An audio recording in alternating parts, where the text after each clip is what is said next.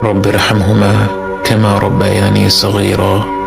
হে আমাদের রব, তাদের দুজনের প্রতি রহমত প্রদর্শন করুন যেভাবে তারা শৈশবে আমাকে লালন পালন করেছেন।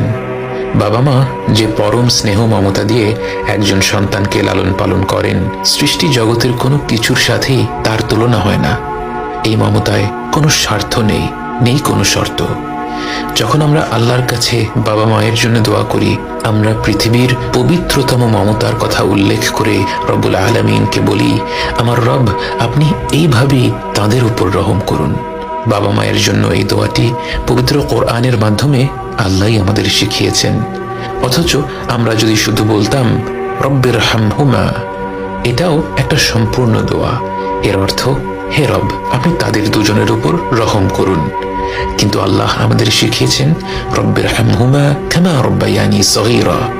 শৈশবে তারা কতটা স্নেহ মমতা ভরে আমাদের লালন পালন করেছেন, এ কথা উল্লেখ করতে গিয়ে আমাদের মনে পড়ে যায় তাদের অজস্র আত্মত্যাগের কথা।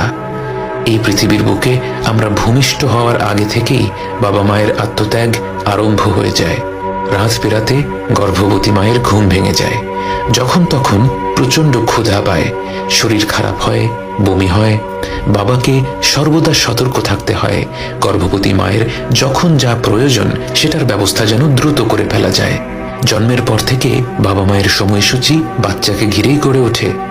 বাবা মা যখন হাত তুলে তাদের রবের কাছে দোয়া করেন, তার কতটুকু নিজেদের জন্যে আর কতটুকু সন্তানদের জন্যে তা তো কেবল আমাদের রবই জানেন।